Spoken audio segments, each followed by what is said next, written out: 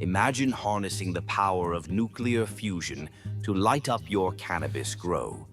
Picture this: a small fusion reactor generating immense energy, producing light that mimics the sun's spectrum. This means faster growth, richer flavors, and higher yields. Unlike traditional methods, fusion is clean and sustainable, reducing your carbon footprint. Plus, with the right technology, you could control light intensity and duration, optimizing every stage of growth. It's like giving your plants a superpower. As we push the boundaries of science, who knows? The future of cannabis cultivation could be as bright as a fusion reactor itself. What is going on, everybody out there in podcast land? How are you? Hello, my darlings. Happy Tuesday. What up, G3? So happy to be here. Wonderful day. Happy It Tuesday. is. So thrilled to be here.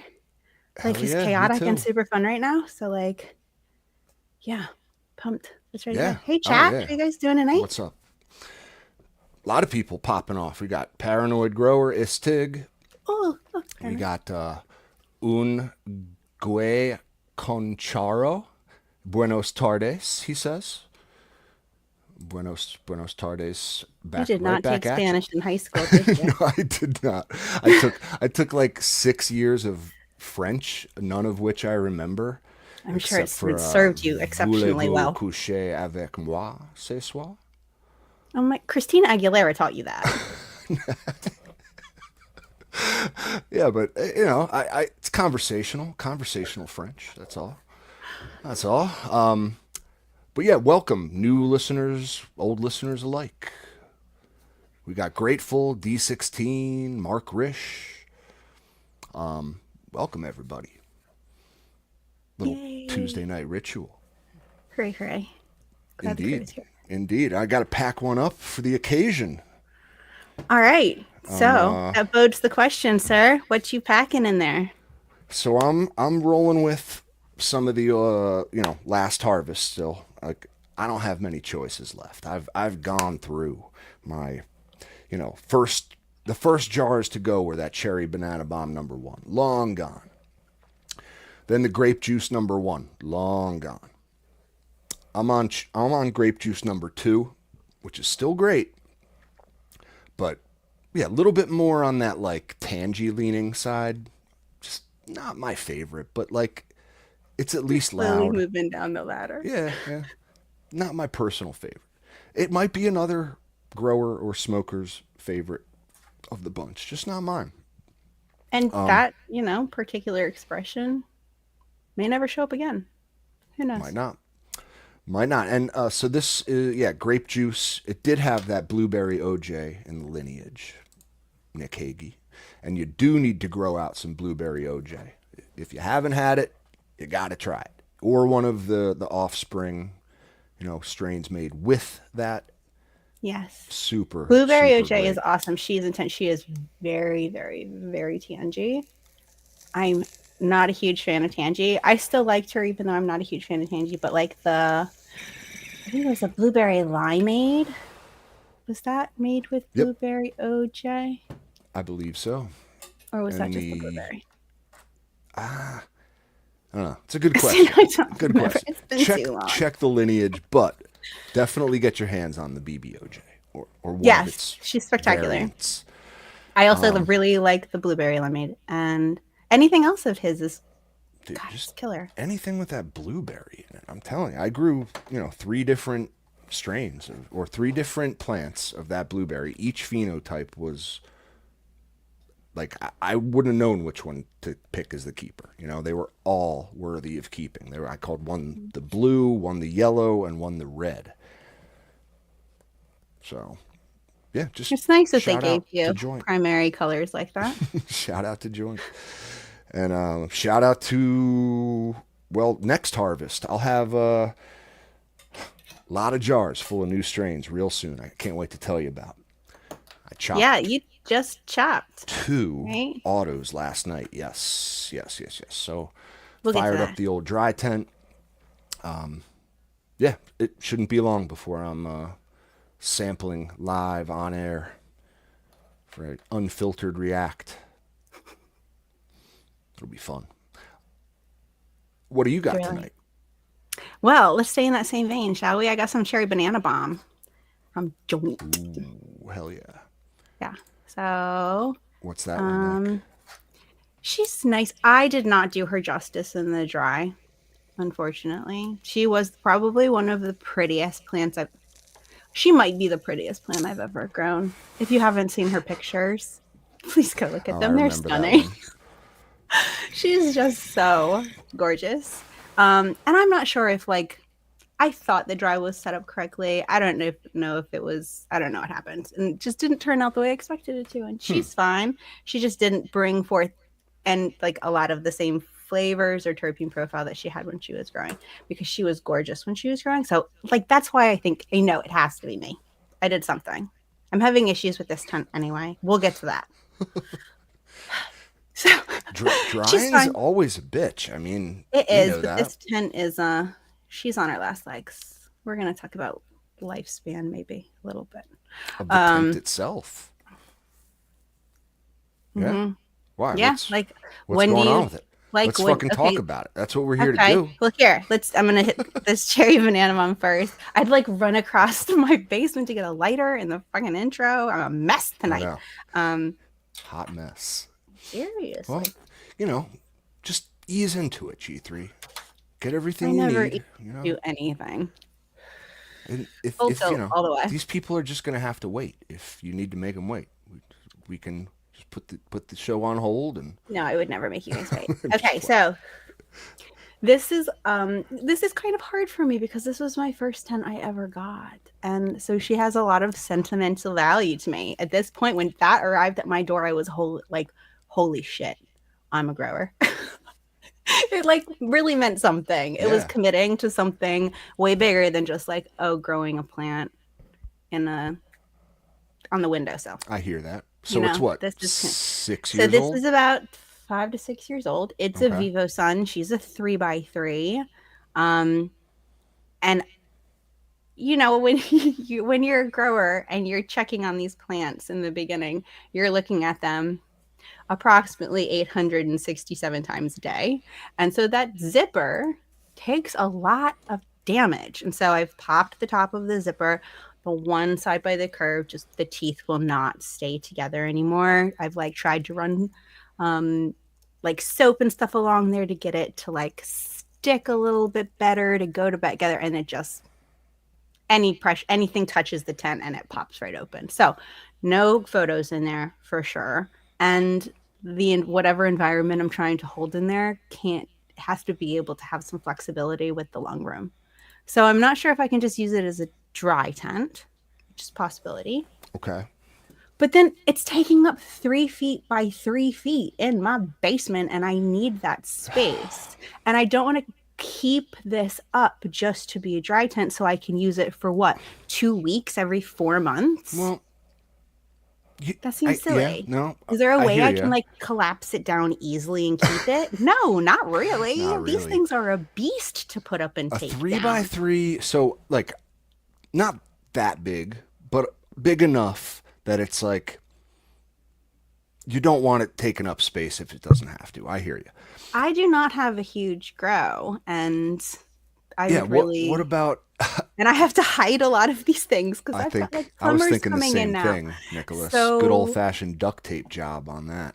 but it's like the zipper teeth itself. So, I mean, I could smack duct tape on there every single time I open and close it, but You know, it's my sticky ADHD ass enough is to kind of going work, but I don't know. It's I just, don't know. it's The not zipper, ideal in any situation. I feel like I just need to no. accept the fact that this tent is no longer a good choice in here. Even really as a dry tent, because I can't adequately control the environment in there. And it's going to let light in anyway. You can use it for a dry tent, I think. I could. You know, but again, do you want a tent taking up all that space? For Nine two square weeks feet. every 4 months? Well, you know Right. that's Like, what I got. I don't think it's such a big inconvenience. Like I got a 3x3 sitting in the basement all the just time for that empty? specific purpose, just empty waiting for plants to be put in there to dry. And it's I don't know if I can commit that much space. you know, They need to I have like guess a collapsible dry tent. I think they Controllable, collapsible do. dry tent. Do they have one It's of those? called Who dry makes it? tent. Dry tent, isn't it? Like, isn't that the collapsible dry tent? Or is that like they just make like an insert for the dry tent that like spins around and kind of Yes. holds your buds on it? All right. That's what I thought it was No, the spinny, the carousel. But I it looks like a actually agree. That would be an awesome way for the R&D department at ACI to spend some dollars. Yeah, Oh, I sent them collapsible a dry tent. message today about something else. So I have to upgrade to a larger tent because I have big dreams. Yeah, I And heard. I just want to grow a lot of big plants and in big Big amounts of soil. pots. And I don't have the space here. So I messaged them and I was like, hey, any chance you guys doing like a 4x8 or a 5x10 anytime soon that has a barrier in the middle, like a wall, removable wall that can handle light so that I can run photos and autos in the same tent? Because then I can have That would be great. my environmental system can control the whole tent, right? Yeah, Relatively. theoretically.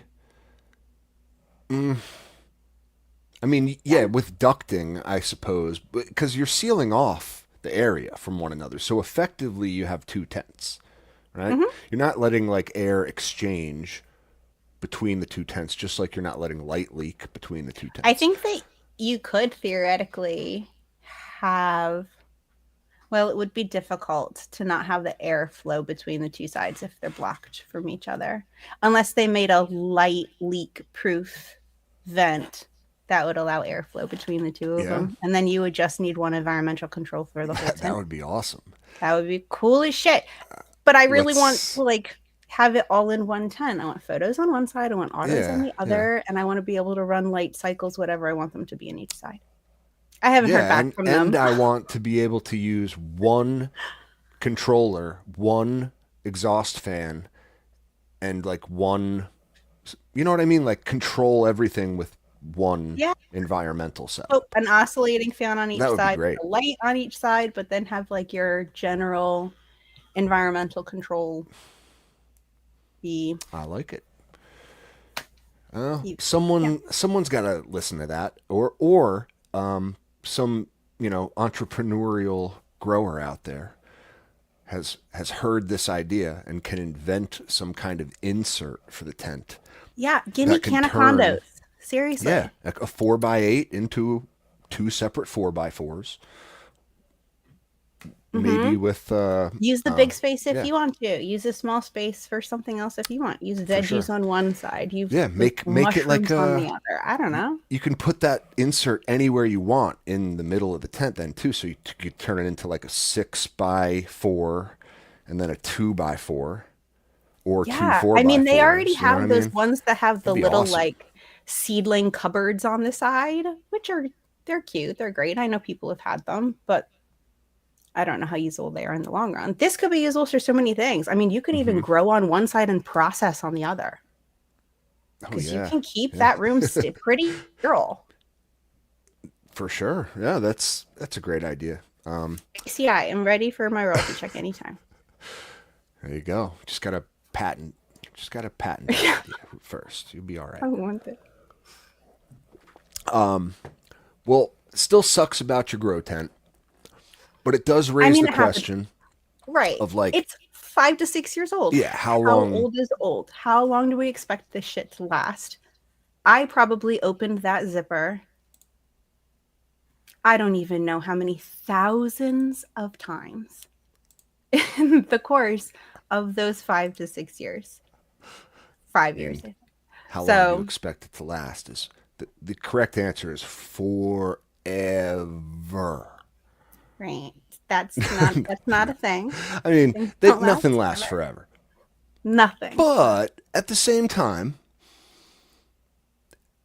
a zipper should be one of those parts that's engineered well enough to last, like as the sole, like the one like piece that actually moves on the whole piece of equipment. You know what I mean? Like that's the one area where they should perhaps invest a little bit more like engineering into to let a zipper withstand all that use.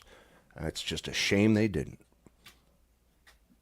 But again, just grab a new grow tent, G3. Yeah, Use I'm code going to. CC10 or I actually- Cultivation. I mean, use cultivation. I actually Yeah. don't think I'm allowed to use it, Oh, but silly. yeah, we'll see. I need to. We'll see what happens. I've got the 4x4 is going. She's happily. All of the auto pots are in there doing their thing. I've got the tiny little propagation tent going. Got new clones in there to replace the clones that grow way too tall because the UIS ports don't fucking work. Oh, don't So- even get me started, G3. We're AC Infinity and I are on good terms right now. I love AC good Infinity. terms. I just don't like that No. their UIS plug lied to me, and So, I didn't realize because I have we haven't so heard much this from craziness you. going on.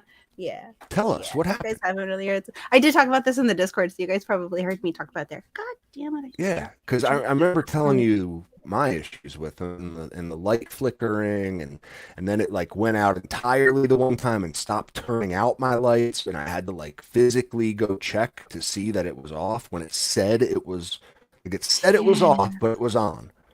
So what happened to you?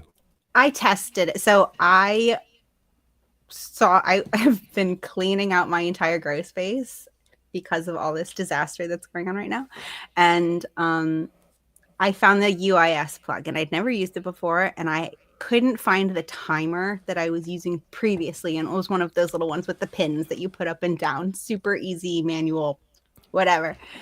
Trustworthy. So trustworthy. So I was like, oh, I'll try this. This seems really cool. I haven't tried one of these before. Let's fuck around and find out. So I plugged it all in. I tested it. Everything seemed to work perfectly. I go on my merry way. I am a trusting person and it has screwed me over so many times. So I find out about 2 weeks later that the light's not turning off. So there are 2 photo periods in there that are now. It did the same thing where it just randomly decided to stop turning your light off when you told it specifically, you programmed it in the app, right? It was in there. It was going on and off. It was doing it, and then it just stopped, right? It was going on and off, and I could see it going in. And then the light just never turned off, which is frustrating because now I have 2 weeks. They went in when I flipped them because I pulled them out of the 4x4, which is where all the auto flowers are, and that's on 19.5. So I put them in the 3x3. So these were autos that it happened. These are photos that it happened to. So what they just were they skyrocketed. So they've now been in veg for another additional 2 weeks, and they've had 20. They've been blasted with 20. I thought I flipped when I moved them into the new tent. I thought the lights were supposed to be on 12/12. They were set to be on 12/12. They were on 24s. 24s, dude. That's the worst fucking fuck up that could possibly happen. That pisses me off so much for you. It sucks. Stupid me for not checking. Stupid me for not checking. I've just had it's not stupid you for not checking. It's like you trusted the information that you saw on your AC Infinity app that you programmed into the controller itself. Yeah, and there's no reason why you shouldn't trust that. Like we should be able to trust our equipment, people. It's just a shame that we live in such a world that we can't even trust our controllers anymore. I'm like, my God, what is this world coming to? Never trust again. No, it's going to be hard for you to love another piece of equipment ever again. I do like the controller 69 and the pros and all of those things. Awesome. I do like those. That part is awesome. I trust. I've never had a problem with that. I've been running it for a long time. Parts of their stuff is awesome. I do like a lot of ACI stuff. This particular UIS plug just did not work for me, and it fucked me over badly. Luckily, they're photos. I can I mean, in the long run, it would have been Yeah. fine either way. If it was autos, they would have continued. They would have just flowered and Well, done their own thing, and they would have been stressed. But it would have autos, been yeah, fine. But yeah, they're yeah, photos. yeah. Photos are immortal. I'm taking clones, and then I'm Mm. gonna just have to call them, No, which makes photos. me so angry because you guys know how I feel about culling plants.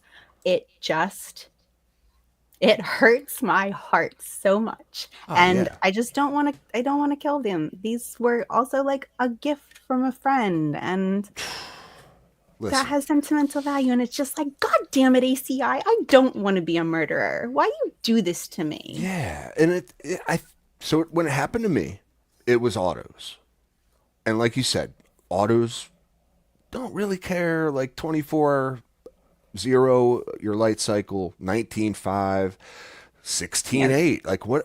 Pick a they light don't fucking cycle. care. They don't care. They're gonna do their thing. They Strong, didn't. independent women. I found out due to like leaf curling stress and like a little bit of bleaching on top, just like typical like too much DLI symptoms. And I was like, what's going on? And then noticed like my temperatures were really high, like where they should be in the daytime when the nighttime was supposed to be happening. So yeah, I went up and verified, right? Like what 5-Bake says, trust but verify. Great life advice, by the way, not just in growing, life in general. Trust but verify. And when I went to verify, my trust was broken. It's terrible when that happens. So yeah, guys, just there's a lot of these new like controller mechanisms. Like VivoSun has one now. There's a couple on the market. They're nice. They're really nice to hook up your ports to all your equipment. You can get adapters and stuff. But like, man, do they work 100% of the time? I don't think they do yet. So you do still have to be like present. So, Yes. you know. Yes, absolutely. I mean, isn't it? What is it? Johnny's favorite quote is the best fertilizer is a gardener's shadow or something like that, right? 100%. You can't just step away forever. No. It's impossible. Can't Otherwise, this automate it stuff is all. going to happen. And Indeed. now we got to take clones and start over, which is fine. Thank goodness for clones. Yeah, right. Oh. And Also, the well, it cycle ends of well. life in general. Yeah, well. And now we're punishing the tent. We're going to take it down forever. That's what you get for fucking up my plants. Are you just going back to the old trustful, like old faithful clicky timer? Yeah, probably. Light timer? Yeah. Or I'll just Old clicky timer. yeah, because I have a sun rays, I think, in there. That's the light I have in there. And You know I what? really like that light a lot. And there's just no other way to control it. And the light can exist totally independent from the AC Infinity system. It doesn't need to have any AC Infinity controlling it because it's Yeah. not really part of No, the I love my clicky environment timer. per se. You're not like adjusting your lights up and down to help with VPD or temperature or anything like that, unless you're doing it as a big step once in this grow. Yeah. For But- me, lights are mostly a fixed, like, part of the equation. There are times in the grow when I do adjust certain parameters, which is actually what I wanted to talk to a lot about tonight. So, we'll get into lighting. You want to talk lighting? That's kind of what I want to talk about in general. Yes, I want to talk about lighting. I always want to talk about lighting. I went through all our show titles and stuff, and I'm like, we haven't done a show about lighting in like 4 years. We've been doing this damn podcast. I feel like it's because we don't feel qualified, a lot of us, to talk about lighting. I am not qualified to talk about community. lighting. Let's Do you get know what I past just that. like? I turn them on and Let's I turn them off. get past Or I that. leave them on for 2 weeks and kill my plants. We don't have to be lighting experts to talk about lighting. However,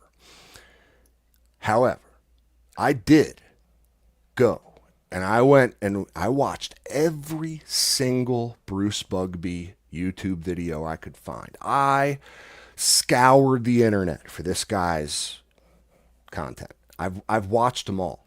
Okay, I've listened to Shane from MyGrow talk about lights ad nauseum. Okay, I've consumed so much lighting content for you guys so you don't have to. That I proclaim myself I am a self-proclaimed lighting expert now. I'm dubbing myself lighting expert. We're just going to dive in the fucking deep end, G3. Captain Lights. Let's go for it. We're just going to do it. Thank you for sacrificing your brain for us. I do Jeez. want to just remind you of the this might be the show title, by the way. I'll bring it back up on the screen. Trust but verify.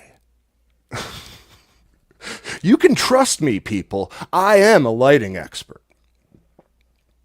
However, I mean, I guess you could that could apply maybe. to absolutely everything in your life. That's what I'm saying. That's what I'm saying. Ever. Any person you go talk to, listen, here's the thing, is that a lot of the science out there regarding lighting is done by the lighting companies themselves. Well, of course. They need pretty graphs.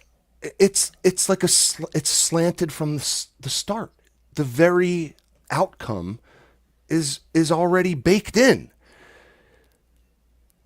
It wouldn't be a funded thing if they didn't get the outcome they wanted. So I even take the science with a grain of salt. Like, there are unknowns here. I mean, do we kind of assume that there's like a little range of cushioning that everybody gives almost everything in this community? I mean, breeders will generally tell you that a plant will be done in a certain number of weeks, and it will probably take you a little bit longer.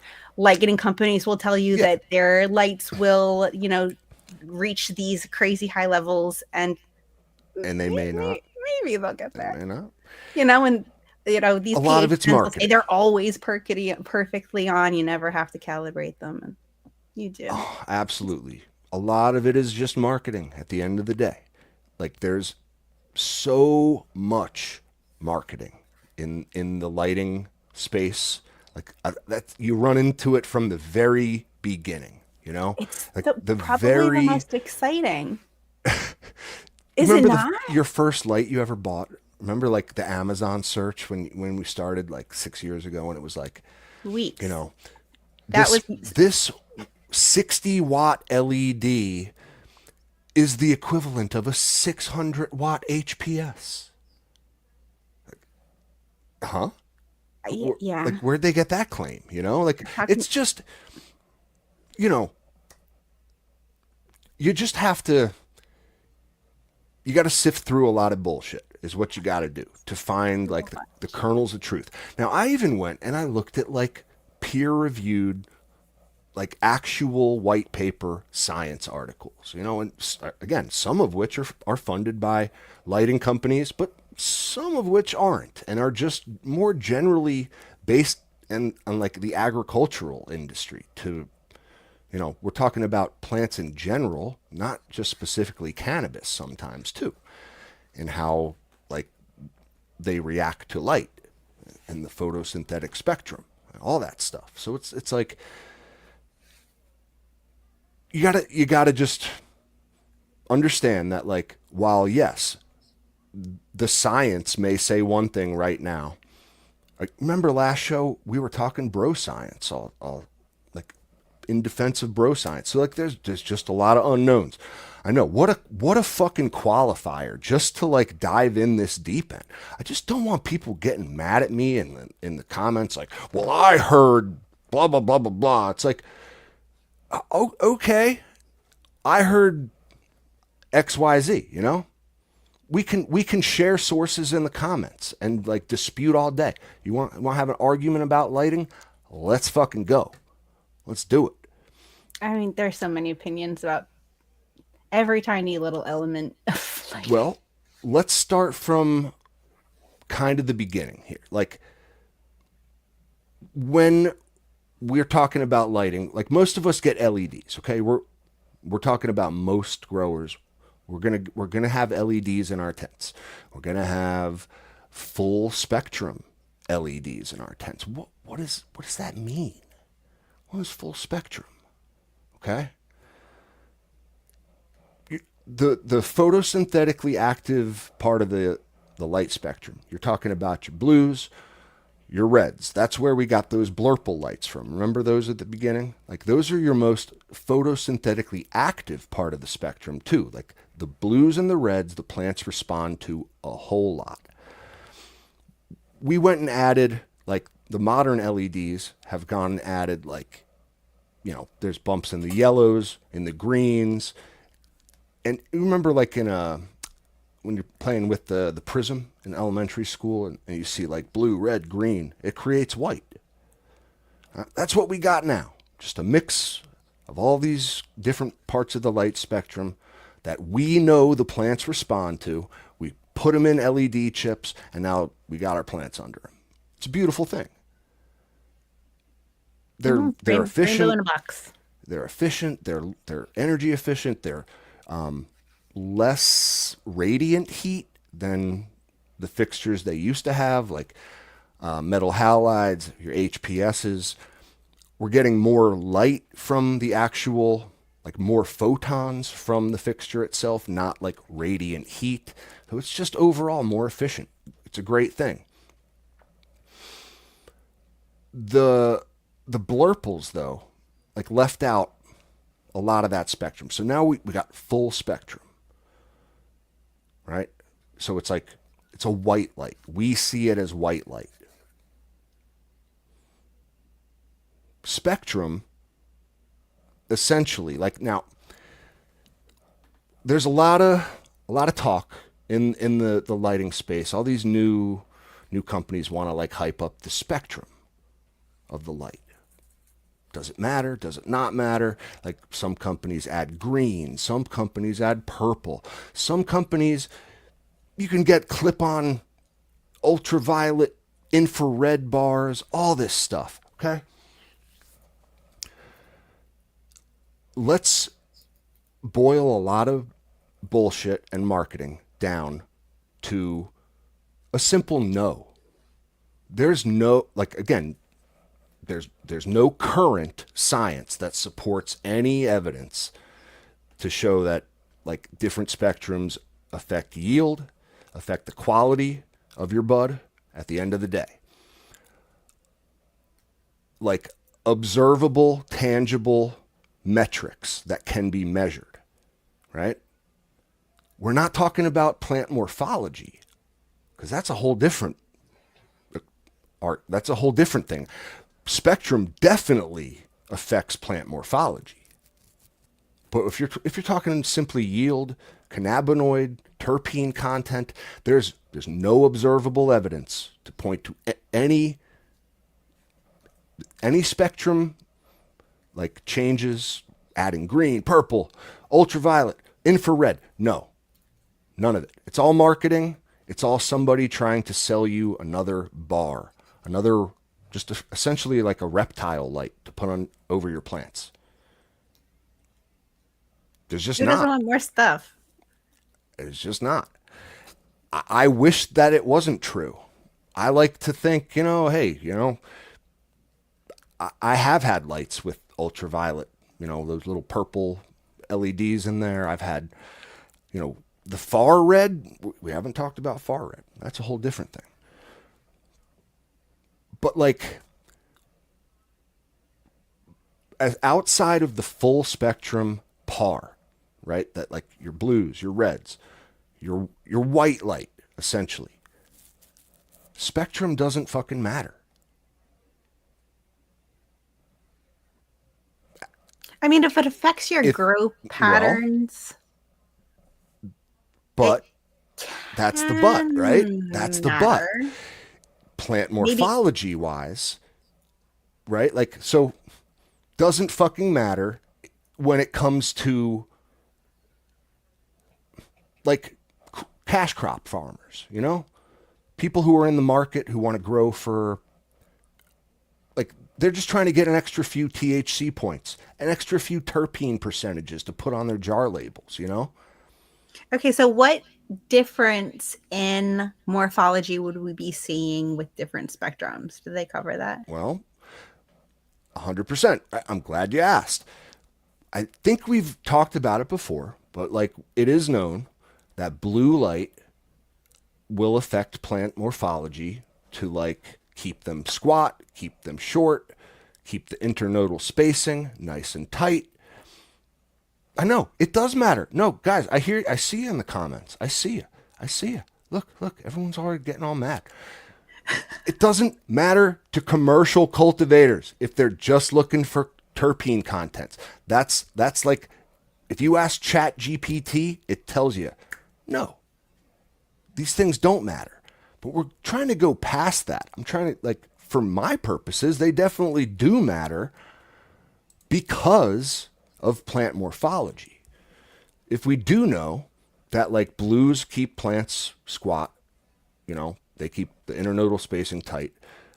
I use the blue spectrum in veg and throughout the stretch just because I want to keep that spacing tight. I'm a tent grower, you know, I don't have all sorts of overhead space. You also have issues with plants and lights.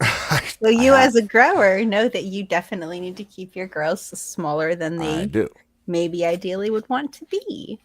So, I mean, that can be an exceptional tool in a grower's toolbox. Right? And You can, mhm. red does the opposite. Like an increase of red light, far red in your light spectrum is going to increase stretching in your plants. It's going to increase like flower development, can increase like the ripening time.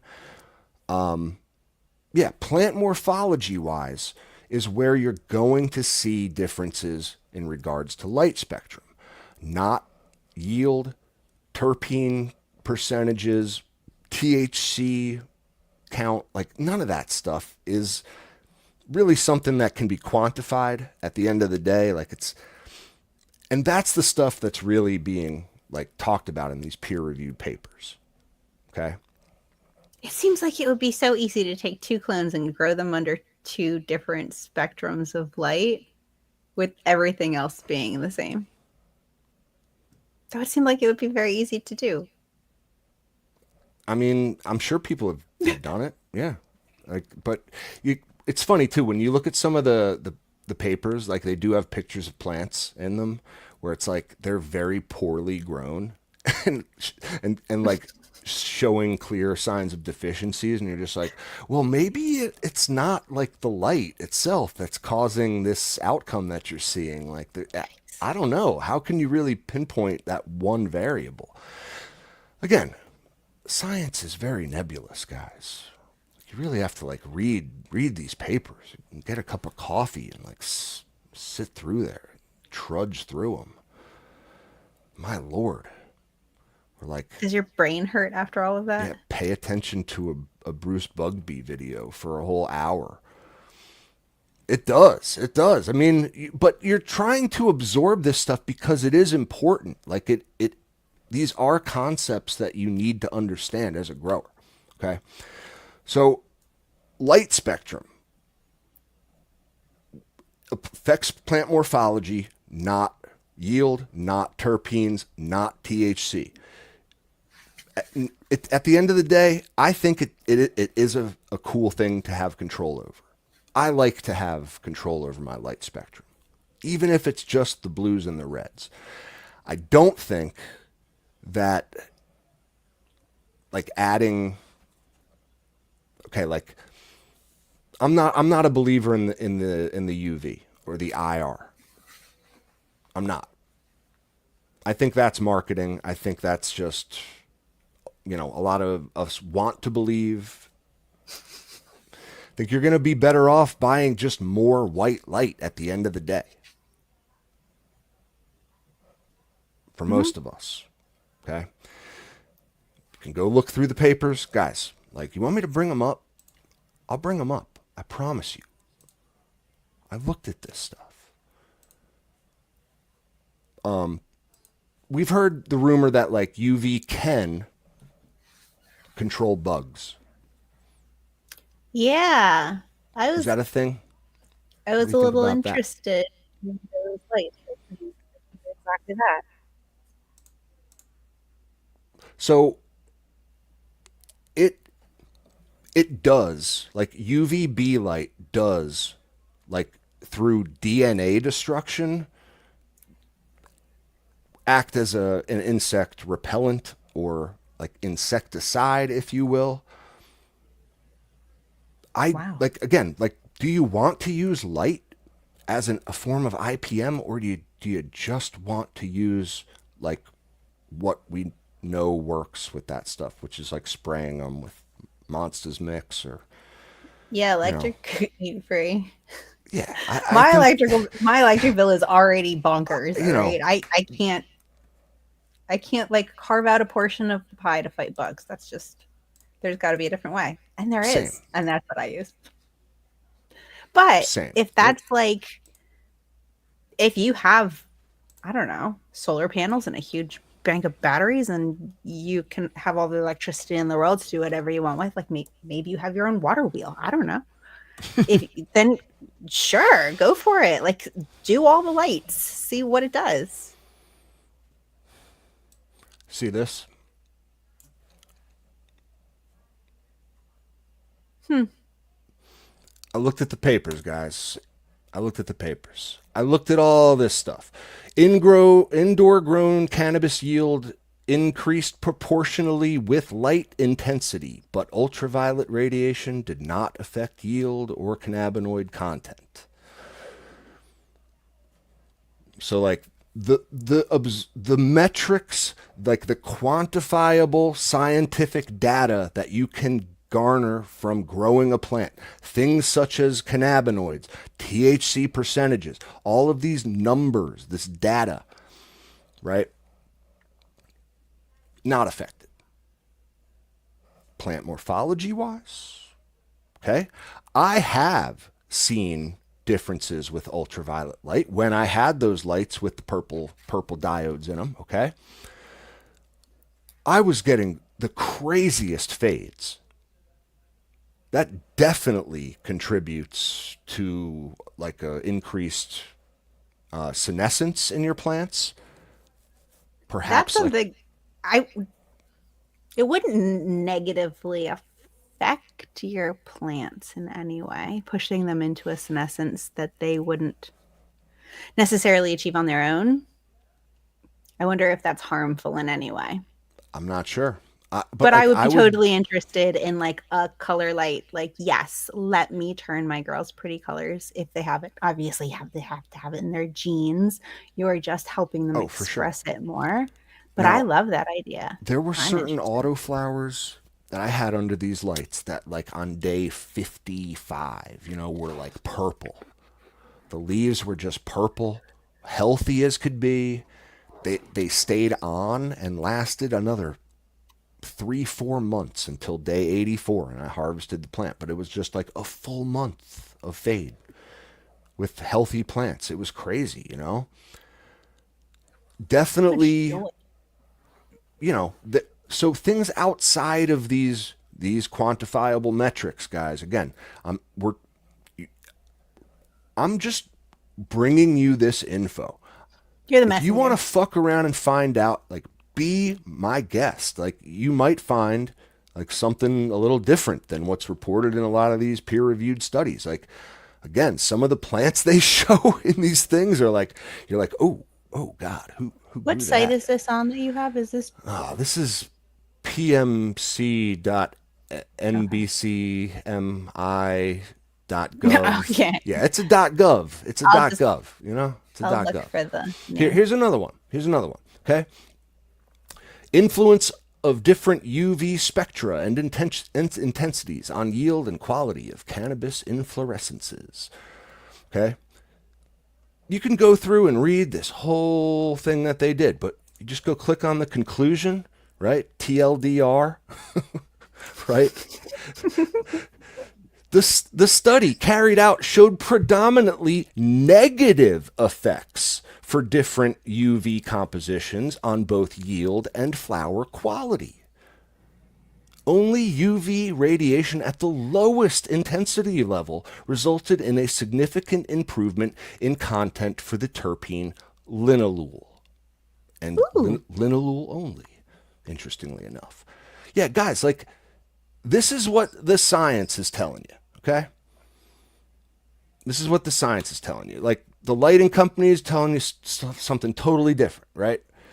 Totally different. I'm just, fuck around and find out if you want. But I think at the end of the day, we can trust these not great growers who are just kind of looking for, these are just people in like universities doing, you know, these studies appear to not be funded by any kind of light company or anything like that. Okay. These are just people looking for answers, right? I think we can trust them over the lighting companies. I just like all this stuff you're hearing about spectrum, UV, IR. At the end of the day, you want to put money into lighting, buy another light. Buy an under-canopy light. Oh yeah, let's hear about how those have been going. Yeah, right? I've been fucking around and finding out with those. Which I've had a lot of success. I've loved the under-canopy light G3. So what an under-canopy light does, what you're able to achieve with the under-canopy light is an increased DLI, essentially, without risk of burning your plants. You know what I mean? Like what you're trying to do by like blasting the tops with, I mean, shit. You know what? PPFD wise, I like to stay around 900, 1,000, 1,100 in the middle, right? 12 maybe. I got a little CO2 pushing in there, so the plants can take it, right? But yeah, I like it to be around 900, 1,000. We're perfect.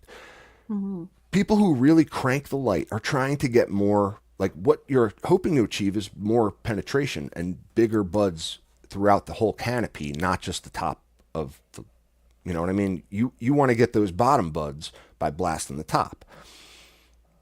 Not the best way to do it. You're going to get foxtailing, maybe some bleaching. Some of those tops will just be a little like too well done. So like you light boarding your plants. yeah. So you move some of that light to under the canopy so you can blast them with more. You're getting way better penetration that way by the light coming from below and above, meeting in the middle. You're getting light throughout that whole plant.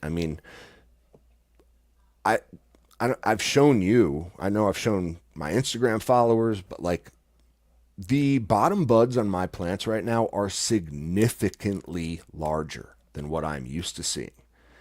Like actual dense, usable flower. You know what I mean? Like what was once larf is now But like it's bud. Yeah. And it's like what was once just bud or like kind of larfy is now like a top looking type thing. Like it's crazy. A little I like a have borne witness to this. golf I saw ball. it in No. person. Yeah. Yeah, it's you nuts. you know you can Did scrog your it. You can scrog did it your 417, but like you're still never getting those bottoms. You know what I mean? Those. I'm sorry. What were almost you I gonna mean say, if you're G3? gonna scrog it, you just take your bottoms. Bottoms no longer exist. Well, I Bottoms I are dead. scrogged it There is and I only kept tops. all the bottoms. That's the thing. Like when you Mhm. scrog it, you typically only leave what's on the top. I left what's on the bottom too. So I got a scrog, I got all these tops, and then the bottoms, I didn't lollipop. I didn't have to like do that Did your work leaves of move? defoliating, and I have extra flower. Did your leaves move towards the light at all? The bottom ones? Or did they stay Definitely. with its Yeah, some of underside? So them they tried like turning? yep. Some of them turned like 90 degrees. That'd be right. Do They you were think it would once be like more this, and effective now if they're you kind of like that. put it instead of, so I know that you had yours, like if you had the bottom of the tent, you had like two bars running along the bottom of your tent, right? Kind of in the middle-ish. Do you think it would be more effective to move those bars to like the sides, The lower sides. sides? Uh, I think that would be just as effective, to be honest. Like, I'm gonna get 2 more of these fucking under canopy lights. I got 100-watt bar now. I want to have 3, so I can put one on like the outside of the pots, one in the middle, and one on the other outside of the pots, and have that whole under canopy lit. But that'll be 300 watts coming from below. So like, I'm gonna dial back some of the lights from above in order to do that. So this is a great question, 5-baked, which is the overall yield increased, or is it just more uniform throughout?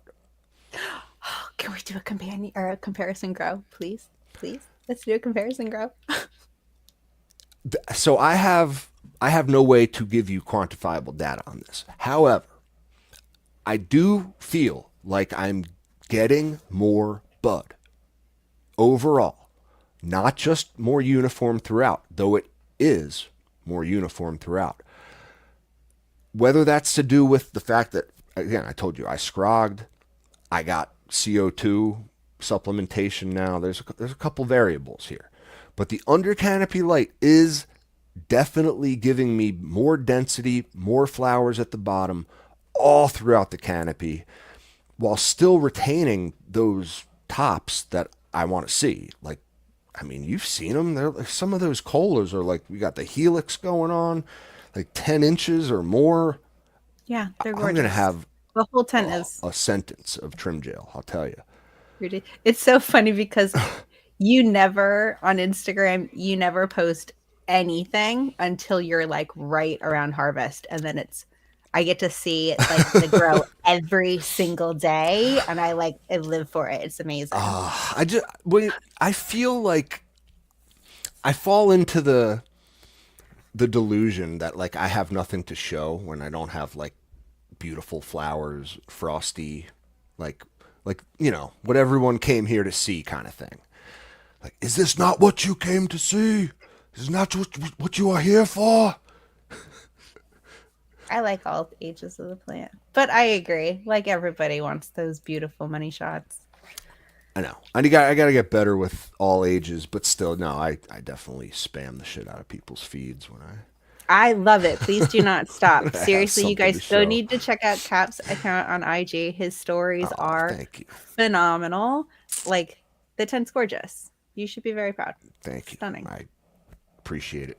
A lot of the info I've gotten from you guys. I've gotten from the community. I soak up everything that we talk about here on this podcast like a sponge, That's why I do this. Like it really does help me.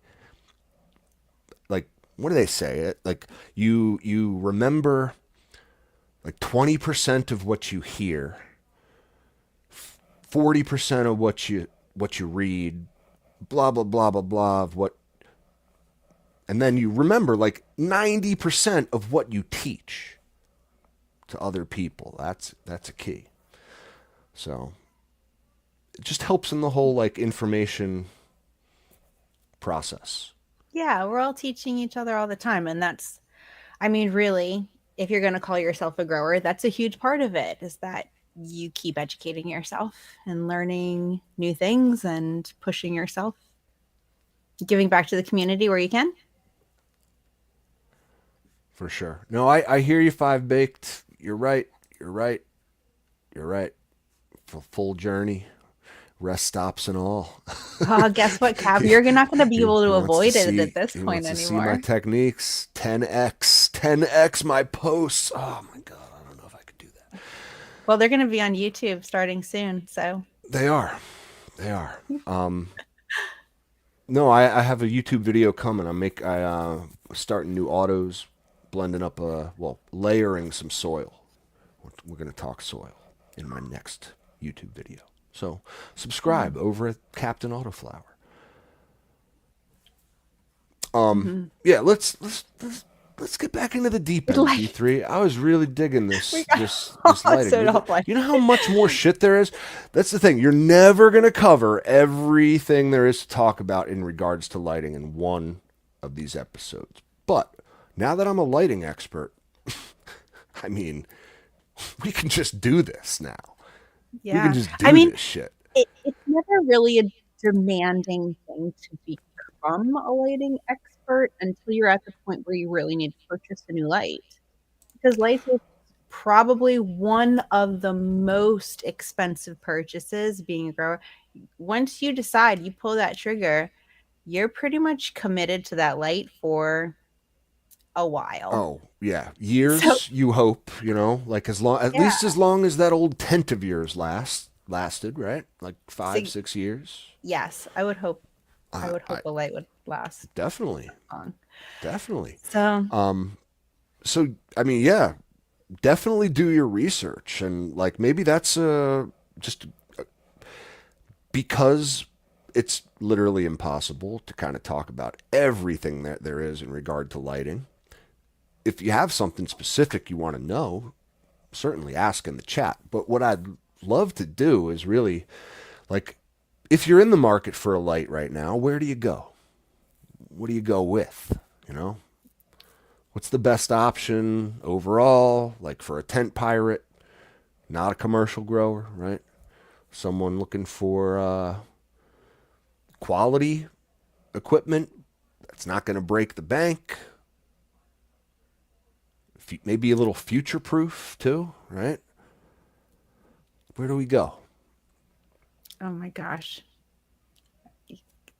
You start your Where do we research. go? I mean, you really go to all of your favorite growers and find out what lights Oh, they're using. That's a And great then way to start do it. researching and comparing those lights. And you don't even bother looking for lights that don't fit your tent size. Don't get a light that's too big for the space that you have. It's not going to be useful. Why do You're you say just that? Well, say that you have a 3x3 and you get this giant 700-watt light. You're never going to use 700 watts in a 3x3. You're going to burn the shit out of your plants. There's just true. no need for it. There's not. So There's not. keeping that light at 30% of its 50% of it, 60% of its maximum, or whatever you're keeping it at, is just a waste. Get it the can right be. size light for your tent. And we do allows know air circulation around the fixture itself. You Mhm. really don't want the sides of your light touching your tent. Allows the driver to be able to cool itself in the space provided. It's just get the right size light.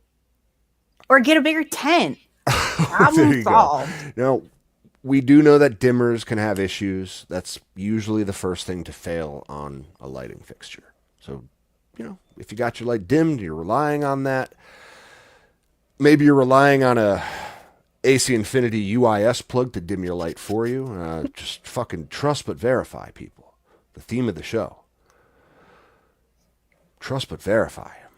Fool me once. Even about your mechanical dimmer on your lighting fixture, like that got me before. That got me. It's just such a weak point in the chain when It is. there are so many variables that can go wrong, and you know that this one variable happens to go wrong often. Just don't involve the variable. Why? That easy. Why include that link if you don't have to? Now, Right. I see a lot of people in the chat, you know, mentioning their favorite lighting companies, and a lot of people are loyal to lighting companies. And there's a lot of good ones out there right now. I mean, like GML, Grandmaster level. You got Mammoth LED making those new, like, you know, new green and purple spectrum and yada yada. Listen, the end of the day, they look like they're assembled with quality components. They have a good warranty. These are things that you want to look for. Like, a great, like, number one should be a great warranty.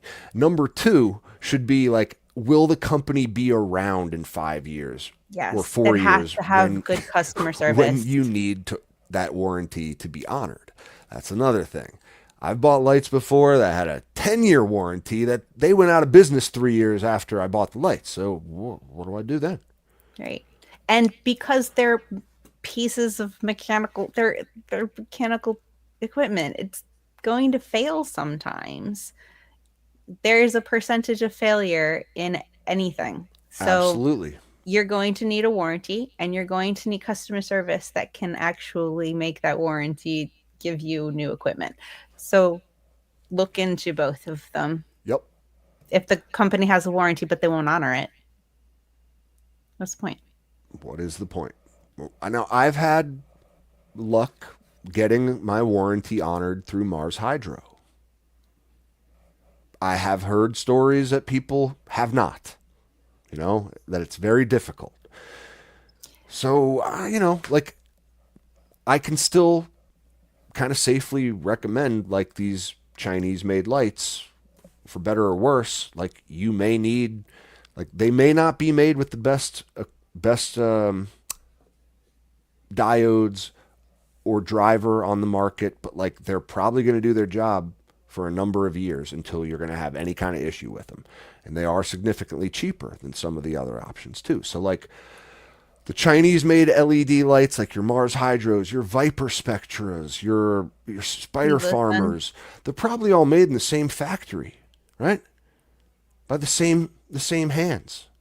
With the same equipment, yeah. Same equipment, making them, just put a different sticker, different like color on them. They're largely the same. You're going to have good results with those, guys. I mean, there's nothing wrong with them.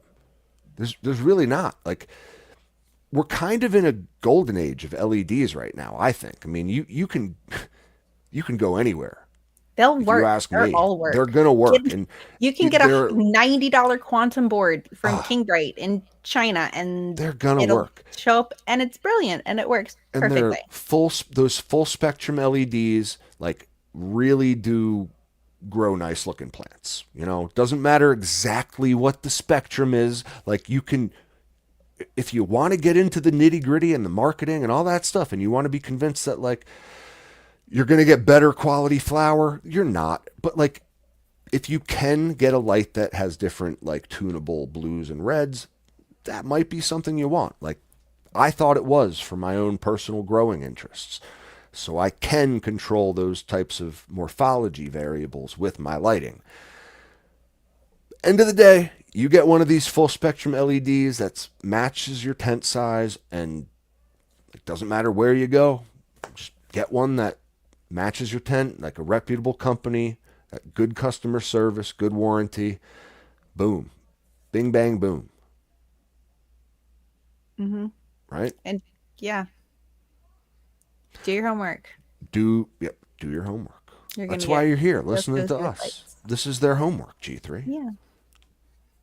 So I think you're still good with the Chinese made LEDs, Other people may not. Ask around, but like, I have had great luck with them. I still use a Mars Hydro for my my autoflowers. I think Mars Hydro has gotten better over the last year and a half, 2 years. I think they're pushing hard, not obnoxiously hard.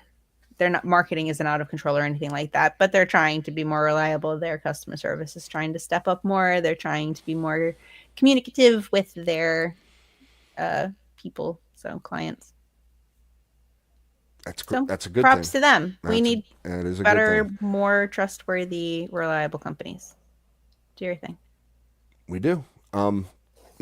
As far as like features you're going to want in your light, like, again, we kind of went through it all. Like, do you want the UV, the IR, the additional bars? You have, correct me if I'm wrong, you have all of these programmable places in the world, spectrums into your light. I don't have that. I have a very I have a rudimentary, I would say, like, it's a tunable spectrum. I have the full spectrum that I can go from 100 to 0. That's the white light. Then I have the blue light that I can go from 100 to 0, and the red individually. So I can create these kind of like, I can program like an Emerson effect type sunrise if I want, where the blues turn on first and then the reds, and it turns purple, and then the whites kick in 20 minutes later. You Do know, you? no, I don't anymore. Do It's you just a do you pain in the ever ass. It's not change it. any spectrums at all I do anymore? change the spectrum, but the only way I ever do it now is just manually. I don't even use the lighting controller anymore. I Yeah. have that light with the tunable knobs hooked up to old Clicky on the wall because that's what I trust. And you just change it when you go into flower? Yeah, yeah. Your spring. Just I turn it to 1212, and that's the way I do it. And the only things I ever mess with on the light are the blue and the red. The whites are usually just kept at like 65, 70%. They don't need to be at 100 with that light.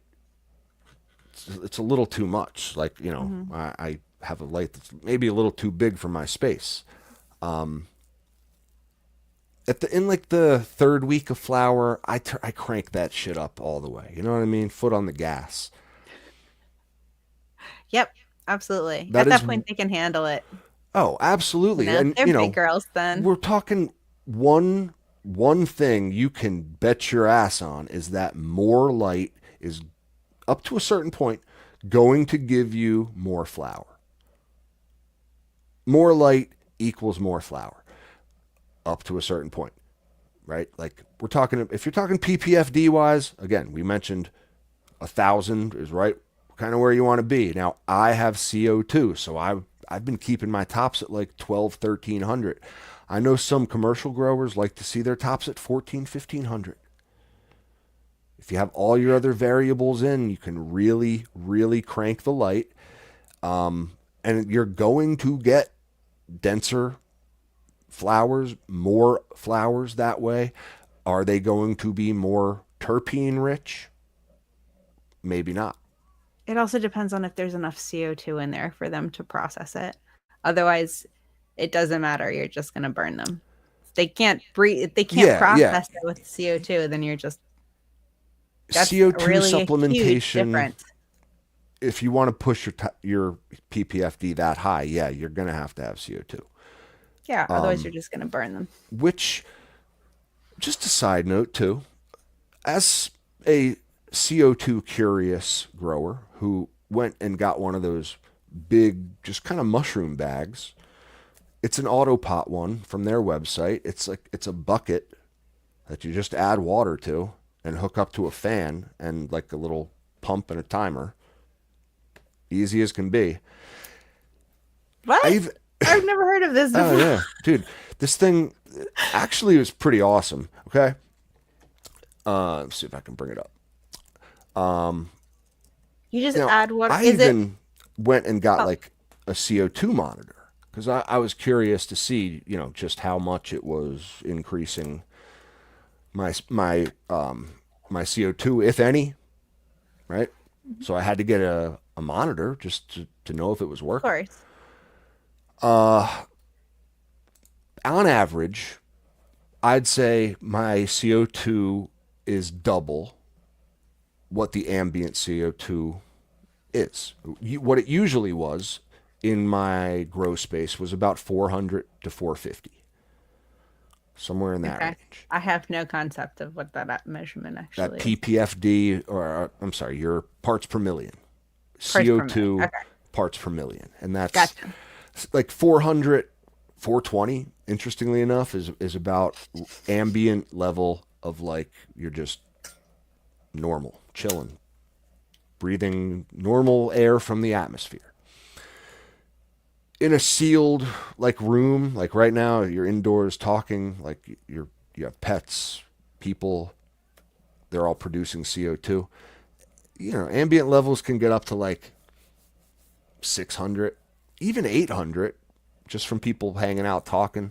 Now it's when they're like in the over 1,000. That's when like the monitor starts beeping, like warning, too much CO2. You don't want too much CO2. You just don't. So You what if can you get have you delirious just from it. flush it out? You just turn your inline on. What do you mean? In the tent? No, If you you have too can. I much mean, food, in the tent, they can take how they can much. take Oh, it. That you want over 1,000 if possible. I'd like to see 1,200 parts per million in my tent at all times. You know, it's like with a professional CO2 setup, you can definitely achieve that. I think it would probably be worth it too. Just seeing the results of simply doubling the parts per million from ambient levels, thinking that has a little to do with where my tent's at currently, you know. Yeah, I'm looking into professional CO2 setups now with like a valve, CO2 monitor, a little valve, all that stuff. Because we always hear as tent growers, as indoor tent pirates, right? Like, oh, it's not worth it. You know, don't even fuck with CO2. You know, you have to have a sealed space, right? Sealed space. What does that mean? What is a sealed space? I have a sealed space. It's a grow, 10. like it's a lung room that's air conditioned all summer long. That's got a closed fucking door. No exhaust going outside of that room. It is sealed up all the time. Do you have your CO2 running just in your lung room, or is it in is it in No, the it's tent? in the actual tent. That's what I thought. Okay. So like you know, but I Yeah, so have it's to double imagine sealed. it's Sealed just inside it's sealed. affecting the whole lung room. That would be an interesting thing to find out, G3, if it were, you know, doing that or not. Affecting the you just need a monitor out there. Toss your Yeah, monitor out there just for a day. another $50 Amazon purchase. Just use the one you Why not? have. Why not? Just move it outside for a day. I'm trying to find this thing on the Autopod website, but here Is here it it like is. it lasts forever? Do you have to replace anything No, in it's a 6-month it? supply, Okay. is what it says. 6-month supply, and hold on, come on, work. Here we What go. size tent is it? Or what size It's space, I for like guess, is it's this for a for? 4x4. I have mine in a 5x5. Actually, I think the 10-liter one here.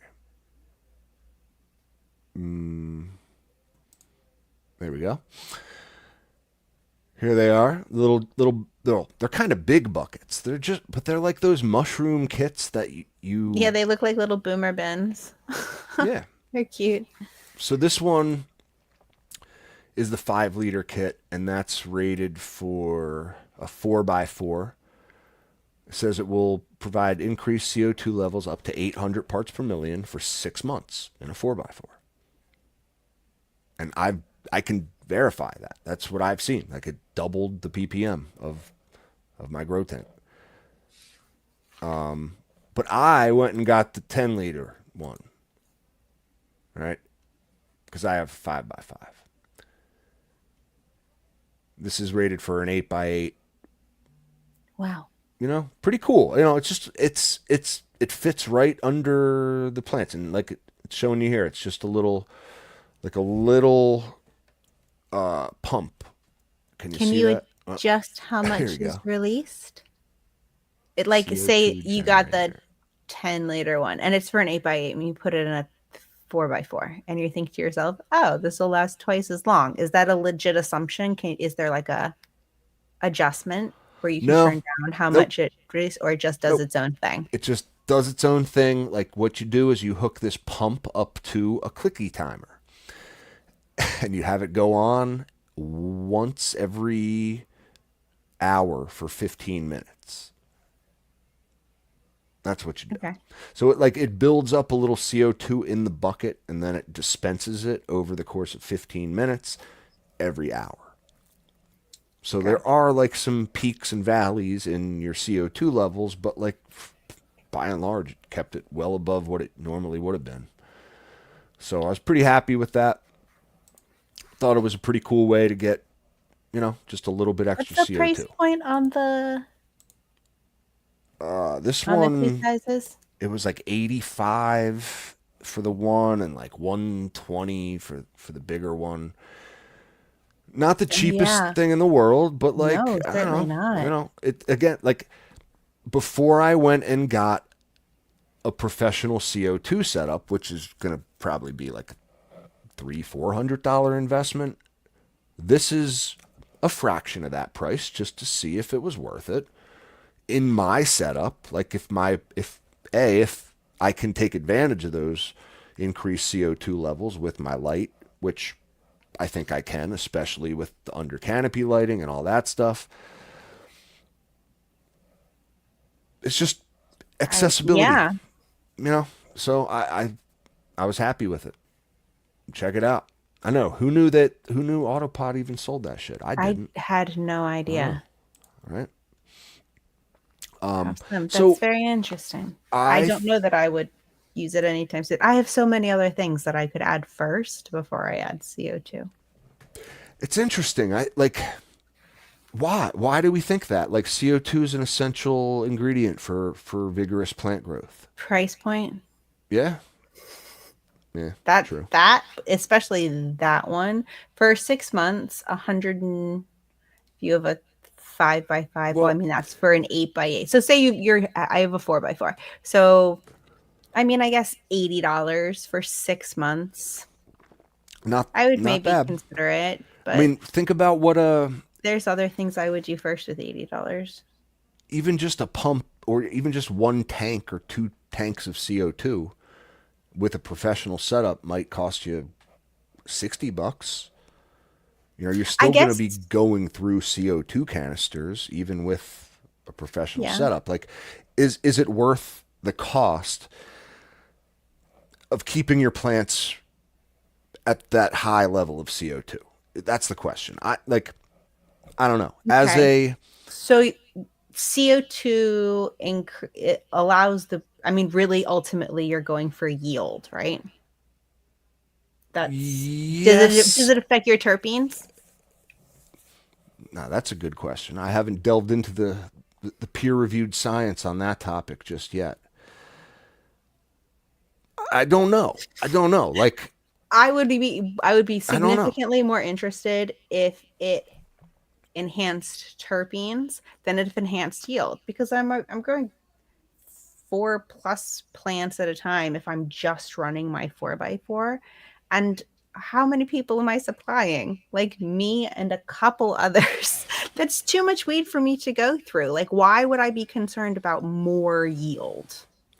I don't need more weed. Well, more I of a do good need thing more terps. is not a bad thing. Yeah, but There, I guess if I wasn't in Pennsylvania and sharing was more accepted socially and it wasn't weird or scary or potentially threatening to ask somebody if that's something that they would be interested in, then I might be more interested in higher yield. And certainly there are lots of people for whom yield is important. And then by all means. for But in sure. my case, like I've got more weed than I can smoke, and it's Yeah, just gonna go bad. that's a good Especially point. my autos. Like photos will hold on to those terps a lot longer, but I find my autos really kind of start losing terps over time. So if CO2 would enhance terps or help me keep terps for longer, I would be interested. But just yield itself, like I don't need more weed. I just need better weed. I concur with that. I can 100%. My quest is always about increasing the quality of the product, not the quantity of the product. That is never my intention. And yeah, like I would say I'm happy with like the increased CO2, giving my plants the ability to absorb more light overall, giving me those denser, fuller, lower canopy buds that I didn't have to lollipop. I'm gonna get usable product all the way down the can. It's awesome. Less work for me, minimal investment. At the end of the day, like I think CO2. Will I keep buying it? I don't know. That's the question. Is it worth continuously investing in for the home grower? Probably not, because we're not concerned with yield. We're just concerned with quality, I right? wonder if increased CO2 would help a plant. Okay, in my mind, let me start at the beginning. In my mind, CO2 helps the plant create more energy. And because the plant has more energy, it can allow bigger buds to grow. Because, all right, all of its processes are being taken care of. We have this extra energy to deal with. What do? Oh, let's grow these flowers bigger. Okay, so we put the energy there. Theoretically, in my mind, if you ran into something like a pest infection or um, a regular infection, if you're dealing with mold or anything like that, theoretically, the plant could be stronger to fight against it if it had more energy available to do so. But that's just a theory Interesting. in my mind. Very Because interesting. really, it's kind of, I don't know. I'm Let's really ask. interested in terpenes though. Let's ask. Let's Oh my ask. gosh. Does CO2 increase cannabinoids in cannabis plants? ChatGPT is not a master grower. Yeah, but it can scour the internet and give you a kind of a You're also like synopsis cutting of, down forests. bullshit. Yes, CO2 increased CO2 levels can boost cannabinoid production, but only under the right conditions, G3. Okay. More CO2 equals more photosynthesis, right? That seems to track. An improved Mm-hmm. metabolic activity Mm-hmm. follows, thusly. Limited studies and grower reports suggest increases of 10 to 20% in THC content under CO2 enriched conditions, but the degree depends on other variables such as genetics, light, and nutrients. Okay, so basically they don't fucking know. It To could actually depend see on a anything. cannabinoid boost, CO2 needs to be paired with high intensity lighting, dialed in nutrients, controlled temperature and humidity, good genetics. Oh, look, ChatGPT even gives you a TLD. TLTR. We talk too much. Listen to this at the end. I mean, I You know, theoretically it could make sense to me. like if you're just increasing the overall metabolism of the plant, like why wouldn't it, increase kind of Increase everything slightly it every. produces Yeah. at the end of the day? I don't know. CO2 is kind of one of those frontiers that, like, we're just told as tent pirates to stay away from. And I'm just telling you, like, you might not need to do that because a sealed space might be something you have. You just never really thought about it as, like, yeah, it is sealed, you know? Well, shit. Fuck around and find out. I mean, it is one of those crazy elements about growing. I mean, if you're interested in just about anything, you can deep dive into it.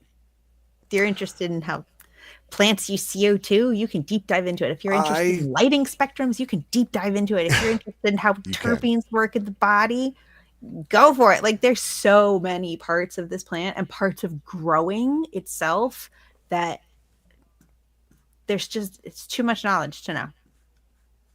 It's Too too much. much for a lifetime to learn, to understand. Again, like we're all just students here. Yeah. All just learning together. You know, a good way to increase your plant's CO2, go talk to them. Oh, absolutely. Go Sing to sing to them. them. Mm-hmm. Oh, it's funny too, because with that CO2 monitor now in my tent, I get to see firsthand how much just being in my tent, in my grow room for 10 fucking minutes increases that CO2 level How significantly. cool. That is really Significantly. neat. Yeah, Oh I'll yeah, show you. go I'll talk to make your a little plant. video of you after this for you after the show. So I thought to myself, I I wanted to try this because I thought CO2 was a limiting factor of mine. I'm sorry. I know I am. I'm, It's that I'm trying. ASMR. Trying. Breathing. Sorry, I'm a heavy breather. But I thought CO2 was a limiting factor of mine. I had my nutrients kind of dialed in. I had my environment pretty good. I had my lighting good. I just thought like my plants weren't able to take full advantage of my lights because they didn't have enough CO2 to drive that metabolism. Right. And if everything else is dialed in, what's the next thing to play with? It was What's the CO2. next thing you pull So into your tent? It's CO2. I just, again, it's just interesting. As soon as I mentioned it, people are like, "Oh, well, it's only for yield. That only pushes yield. Only just for." Is it? I don't know. I'm not sure. We're all just students here, just trying to learn. Always. And it's a variable that I've never really kind of harnessed before in my grow. So I wanted to see what it would do. Now I'm not going to get my bud tested by any like quantifiable metrics to report any numbers. I'll just know how it tastes, how it gets me high, and. I mean, it certainly was gorgeous to look at. They were all stunning. Their all colors I were know, amazing, huge buds, like great trichome coverage. So thank you. And if you saw what you thought was an indication of higher quality, why wouldn't you continue? I'm All not, you need is your own anecdotal evidence. That's I think the the grow best kind of grow science. does speak for itself in a lot of ways. And like, it is the best that I've done so far. I don't know if it's just the under-canopy lighting, if it's just the CO2, if it's a combination of both. But shit, I don't think it's I'd love to see you put light on the side of your tent instead of underneath, right? or in addition to underneath. I'm gonna get more for sure. But now I'm probably gonna keep doing the two things just because why not? Why not? Yeah. Why not? Right. I mean, you loved this grow. If you could repeat this or better every time, For sure. why wouldn't you? I've learned that I love having control over that lighting spectrum. Plant morphology is something I'm concerned about as the grower in a limited space environment. Like if I can, use light spectrum to harness that, I think that's a good investment of money, despite what some of the science says on that topic. You know what I mean? Like again, we're not after just yield and increased numbers and so forth. So yeah, there's a whole guys. We're already an hour and a half into this, and like we haven't even like the lighting iceberg is so vast. Just come into the Discord. Again, I'm officially an expert now. So, any of your questions, I'll just ask ChatGPT. Am I the expert, or am I just no? I did really invest a lot of time in trying to understand this stuff, and since the very beginning, you know what I mean. Like I've legitimately watched every Bruce Bugby video, so you don't have to. Mm-hmm. Thank goodness, because I really don't want to watch all of them. They are tedious. There's boring. Just the information isn't the most dopamine producing. No, it's how can it be? It's lighting science. You know what I mean? Like I don't expect these guys to be the most entertaining lot, but it's important information. It's important stuff. Like I hope that's what brought you here, because maybe we're a little more entertaining deliverers of cannabis-related messages. I've distilled a lot of this information down for you myself, if only just to teach myself more about the topic. So here's a question for you, Cap. After all of your research and all of your studying, if you were to buy a new light, what would it be? Oh, that's a great question. I would 100% go with one of those new Mammoth LED fixtures with the green spectrum, the purple spectrum, the more full spectrum, shall we say? Why not? It also has the same thing that I have, like adjustable, tunable kind of spectrums. I don't think like lighting controller, is that necessary? I don't know. Probably not. It's a cool thing to have to play with if you're getting one of those fancy new lights. Yeah, no, I like to have that stuff. I think for my purposes, like plants, like spectrum is something that I think we want to have control over. The more full the spectrum, the more like the sun it is. Why wouldn't you want the greens? Why wouldn't you want the purples? You know? It might just be that we haven't done the research yet. Just because there's no evidence to point to anything doesn't mean it's definitively not happening. You know what I mean? Mm-hmm. There's just no evidence yet. Right. As long as it's So- not hurting anything, why not? Yeah, no, that's a great answer, Badger. Whatever you can afford, that's always a great answer. And Again- there is always a range. I started with the quantum board, one of the King Brights. I loved it. It was amazing. It got me through a whole bunch of grows. Incredible. And it was like less than $100. There you go. Or you can go all the way I'm- up to the big boys. I'm kind of talking about like if I bought a new light for my 5x5, I'd go with top of the line shit. Of course. I want the new advances in grow light technology. I mean, I think those, like, at least tunable spectrum is worth the investment. I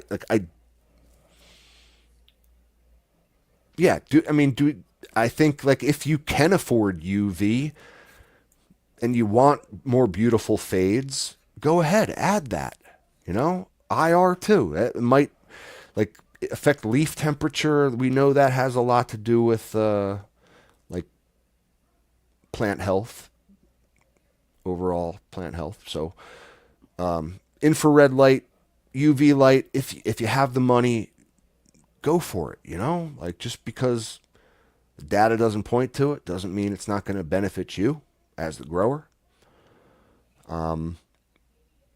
But yeah, whatever you can afford, and if that's just simply a full spectrum Chinese made LED light, guess what? You're going to be able to grow some pretty dank weed with that. Absolutely. Blurples will get the fucking job done. I mean, that was the thing to use for a while. They'll get the fucking job done. And It it's works. like that's literally just blue and red spectrum light. It's like they get the job done. So like, yeah, I think that's a great answer, Badger. For those of us who are in this hobby to win this hobby, for those of us, yeah, who are looking for more control over new variables, I think tunable spectrum is an essential. You're going to want that. So I'd go for one of those. I would agree with you. I think they're great. Highly covetous lights. Well, yeah, it's like it's a once every couple years kind of purchase. You know what I mean? So you just got to like future proof it a little bit. Really look at what like the market is trending towards. And right now it is those tunable spectrums and pairing it with a good under-canopy light to kind of get the most out of your entire plant, not just the tops. Yeah. Mm-hmm. So I think we've done a good overview of lighting, like the tip of the iceberg. Of the very little basics. Tip Yeah. of the iceberg that we We'll got come back into. to this topic. There's so much more to learn. We certainly will. Man, we don't have time to do a Patreon garden. Do Oh my I gosh, I want can't- to really bad? What do you say, guys? Should I do it? I'm here for Should it. I not do Let's it? do it. Let's just do it. All right. We want to see some pretty plants. Let's do it.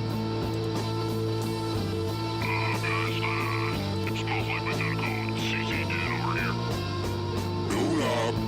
We're coming in.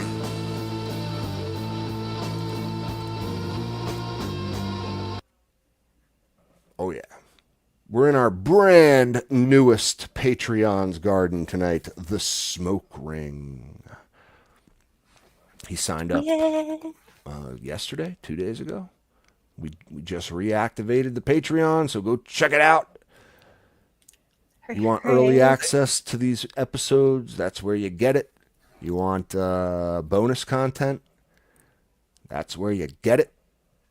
You want to hang out with me and G3 on Sunday? That's where we do it. You want entry into our giveaways when we do them? That's where we do it. So thank you, Smoke Ring.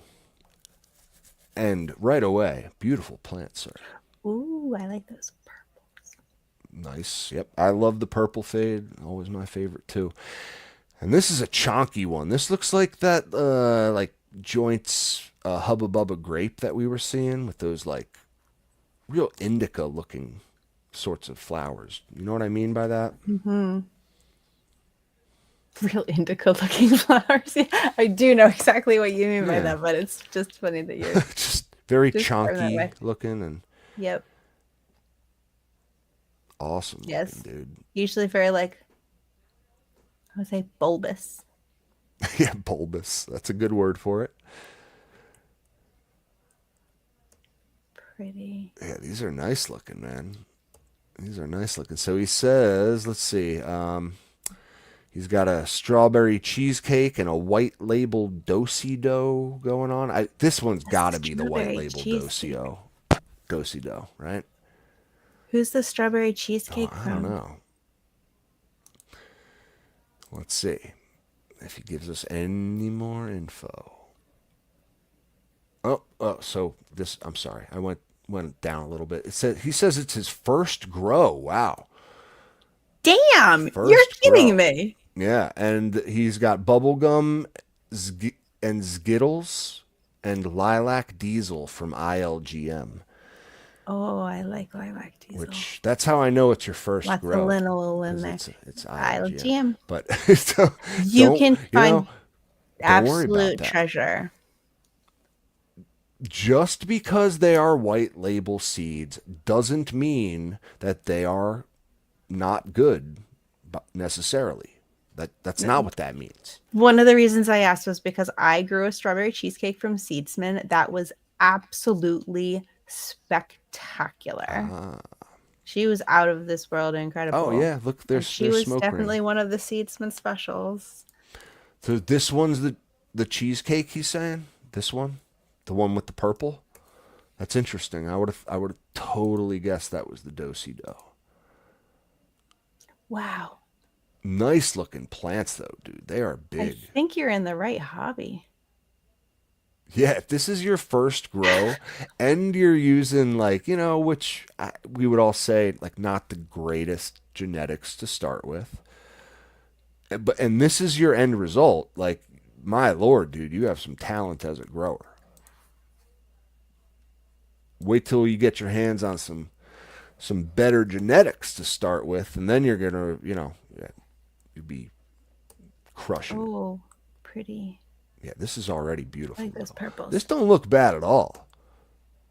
Ooh, I love it when the leaves do that. Yeah, right. I don't care what plant it is that I pop. If this is the end result, I'm happy with it.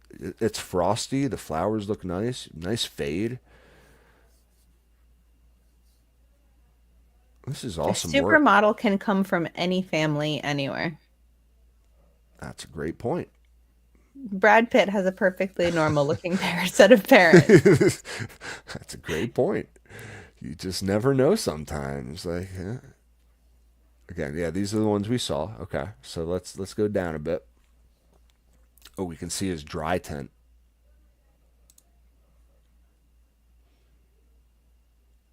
That's a dedicated dry tent? I don't see his light up there. Well, he could have taken the light down and hung everything up. Coulda, but first grow, dedicated dry tent, no fucking way. Yeah, you're right, G3. Unless he really, really got bit by the grow bug, then I may have had a dedicated dry tent by the time my first harvest came around. No, he took the light down. Good.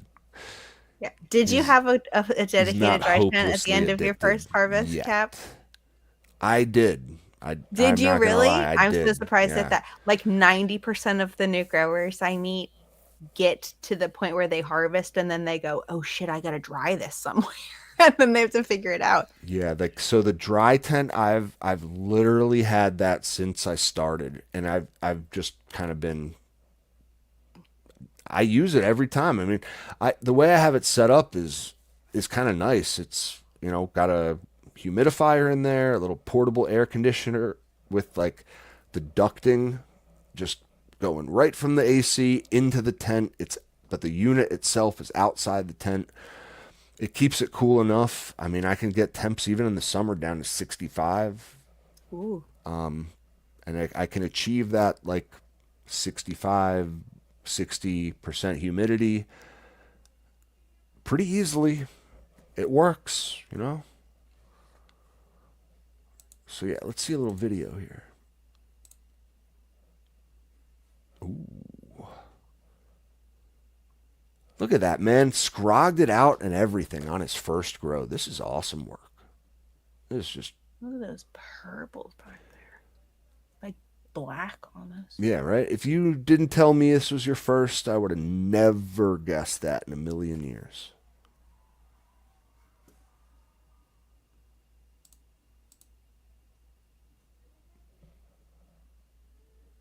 Man, you got to be a I'm proud just sitting plant here papa. staring at this beauty. Like, oh my goodness, it's so pretty. Yeah. Nice senescence. You got a little bit of those, like, rust coming in at the end there. That'll happen. Oh, the dark ones are the cheesecake. That's gorgeous. I love that purple. There. Ooh. Love me some really dark leaves. Yeah, this is awesome work, dude. Awesome, awesome work. Oh, wait, is this a new grow or another tent? That's the question. This has got to be another tent.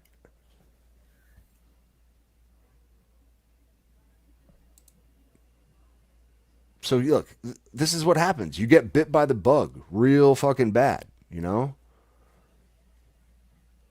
Right? New tent. Because these were already going somewhere, right? They didn't just show up like 4 weeks into veg, right? New grow only? No. Where were these growing before? That's my question. You got to have two tents, man. Even new growers have two tents, right? There you go. He's up to 3 tents. There you go. Hey, I knew it, man. Come on. This is how this shit works. You get into this hobby. You get into this hobby. I love it. The dedication is admirable. I love it too. I could tell. He's already got a whole fleet. Like, Oh yeah. Oh yeah. You can maybe it might be worth your time, keep one of those tents as your dry tent, man. Like that's if you're gonna be like consistently harvesting plants, you're gonna always want somewhere you can put them. That's like you'd never have to like switch anything over, convert anything. It's just like a chop and hang. wouldn't it be hard for you to not use it as a grow tent, though? If you had the space.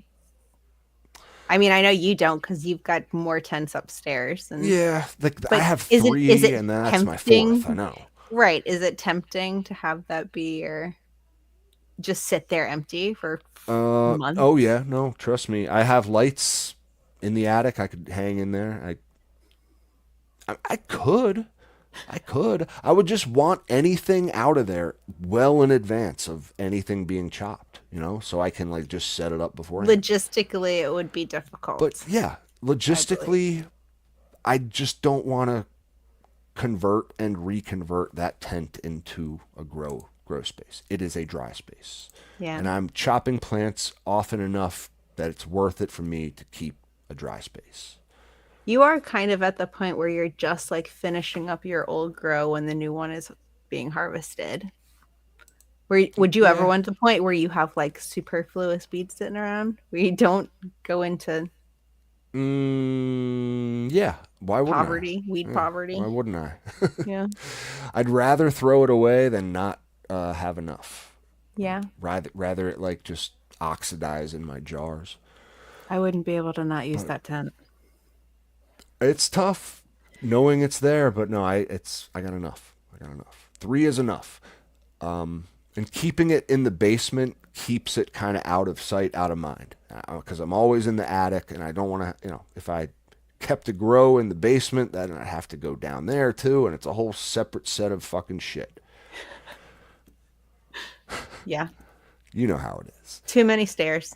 Yeah, yeah, yeah. So these are beautiful looking plants and veg, man. You're gonna have to let us know what these are. You I said want it to was know a who new that crop. top right is. Oh yeah, you love those sativa looking leaves. I know. do. She's got a really nice structure too. Yeah, right. Just look at the difference in leaf structure. It is kind of something to behold. You got your two, the one on the top left and the bottom right I are love those big fat indicas. leaves too. Yep. Look at those fat leaves. And then you got your hybrids, more sativa leaning hybrids, I would say, on your top right, your middle, and your bottom left. That's cool. It's cool looking. Is that the AC Infinity humidifier? How do you like it? Tell us. He says this is King Louis the 13th OG from Cali Connection. King Louis herms like crazy and tastes like potpourri. The other is Magic Candy Mountain. So yeah, one. Which one's the King Louis OG? I would guess it's the one on the left, that indica looking one. That's my guess. Let us know, Smoke Ring, if I'm right. An OG's got to be indica leaning, right?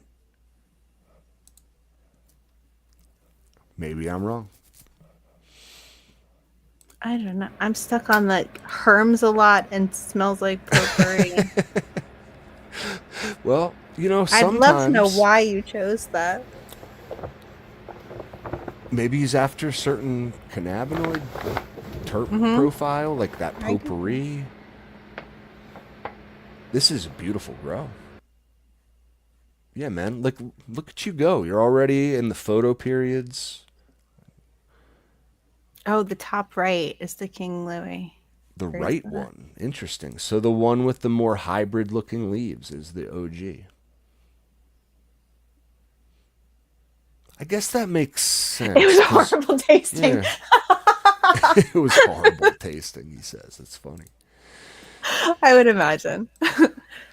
Like grandma's potpourri. Yeah, gross. Oh, look. Is this where it hermed on you? Or is there... That is weird looking. Yeah, what is that? Those little nodules? They're like Those aren't the they're pre-bananas? kind of like nanners. Yeah, what is that? But they have white hairs growing out of them. That's odd. Ah, they're beans. Like little undeveloped seeds. Interesting. Huh. So it hermed and it Wow, gotcha. it seems so early for that. We'll go through these. These are beautiful pictures. Again, we really do appreciate you becoming a Patreon member, man. Want to show the people what you're growing here. Ooh, pretty leaves. Yeah, G3 does love those leaves. I do like leaves. I like those. Yeah, those sativa leaning ones are certainly beautiful. Purple nugs, man, dude. Which one's that? The perp. Yeah, that little undeveloped seed. If that's the worst thing you get out of your first grow, consider it a raging success. Man, look at that cola.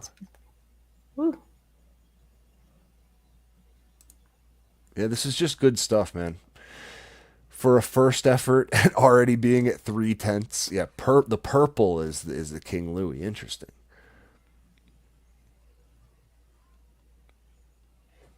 Look at these harvest shots with the sticky fingers. Ooh. Yeah, looks like you're getting the density that you want. Like, this is phenomenal for some of the first flower that you've harvested. I assure you, the first colas that came out of my tent looked nothing like this. Nothing. He's got, oh, tobacco mosaic. Look at that.